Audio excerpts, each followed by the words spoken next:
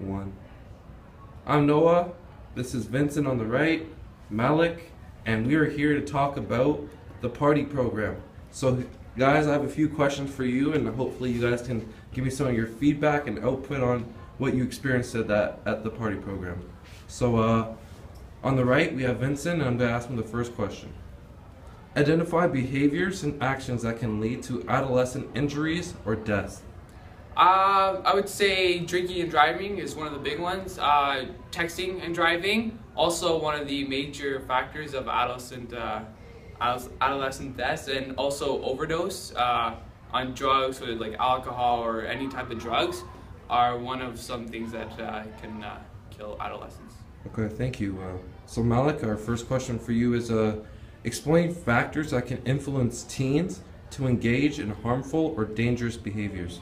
Well, there are many factors, but I'd say the most major one that applies to all teens, no matter where you're from or anything, is peer pressure. Because your friends are telling you to do something, you don't know what to do, so you just do what your friends are telling you to do, and then you get involved in bad activities like sitting behind the wheel and texting, or sitting behind the wheel and drinking as well.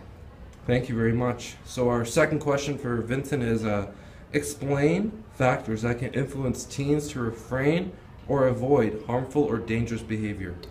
I would say have a designated driver for when you're driving is one of the major ones. Also, like, know who you're going with, know who's around you, know like if you trust them or not, and also know your limits of what you can do and what you can't do with it. Like maybe I don't know. I would never like maybe have a beer or something, but like don't go overboard or something like that. Know your limits and know what you're supposed to do. Okay, thank you. So our second question for Malik is what are some behaviors and procedures that allow a teen to maximize their safety and the safety of others? Well, a really big one applying to the car is always wearing your seatbelt. Just like how if you were, I've heard this analogy used many times before, but if you are like ice skating, you got to make sure you have your helmet and your pads on. If you're skateboarding, make sure you have your helmet on. If you're in the car, make sure you have your seatbelt on. It's a given, because not only can you harm others, but you can also harm yourself in not wearing the seatbelt. So it just makes sense. Yeah, thank you very much. Okay, so Vincent, our third question is what are some basic procedures for ensuring safety at physical sites and events? Yeah, just what Malik said. Just wearing the proper equipment to do what you have to do. If it's skateboarding, you're gonna wear knee pads and a helmet. If it's hockey, you're gonna wear the full gear. You're gonna wear your neck guard. You're gonna wear your mouth guard. You're gonna wear your helmet. These are just simple things. And also, if you're a car, that's still an activity. Driving is still something you're doing, and there's still a safety procedure, and that's wearing your seatbelt and being focused on the road. Yeah, it's okay. It's okay to take risks. People take risks all the time. It's just making sure you're prepared for the risk you are taking. Are there any activities, like you guys might have mentioned already, that you partake in your daily lives that require certain safety procedures? Yeah, I get in the car probably once a day, and I wear my seatbelt. Yeah, like let's say I was skateboarding. I got to make sure I have my helmet on before I get onto the skateboard. Yeah, thank you very much. Okay, so Malik, our third question for you is, what message would you like to tell others about what you learned at the hospital?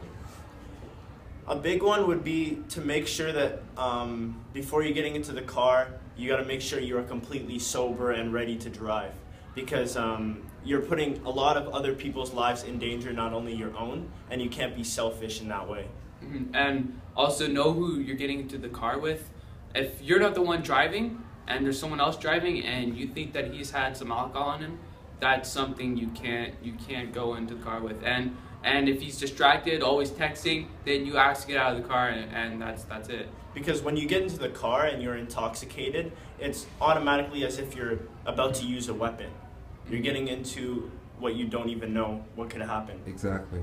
Okay, and our last question of this interview is for Vincent. And identify, or maybe for both you guys, just share one thing each. Identify 2 to 3 things you learned at the hospital that you didn't know before.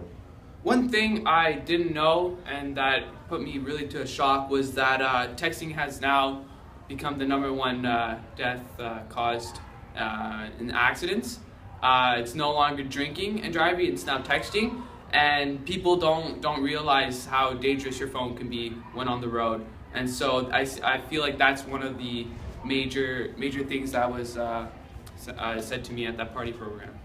One of the big things that hit me was the type of, not equipment, but the type of stuff you have to wear once you become paralyzed or something like that in a devastating accident. Like the cast that one of the people had to show at the facility at the hospital, right? It was like a cap with drills that went into their head to make sure that they kept their posture and made sure that their spine healed.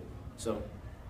Okay, Vincent, just a little addition. Is there, let's say, talking about the seatbelts or certain things like that, are you going to learn from these further information now that you move on in your further life? Yeah, I believe that now I've seen the party program. I think that I will now always wear my seatbelt, always check who I'm driving with, always check who's driving, if they have anything to drink, and always check that my phone's off. Perfect. Okay, so for very, very last question, sorry. Is there one thing you want to tell people before they go to this party program? Make sure that you're open-minded, take in everything that they say and understand it, because what they're saying is not just to scare you, it's to inform you so that when you take your risks, you are being proactive. Yeah. Thank you very much, guys, and have a good day. Thank you. Thank you.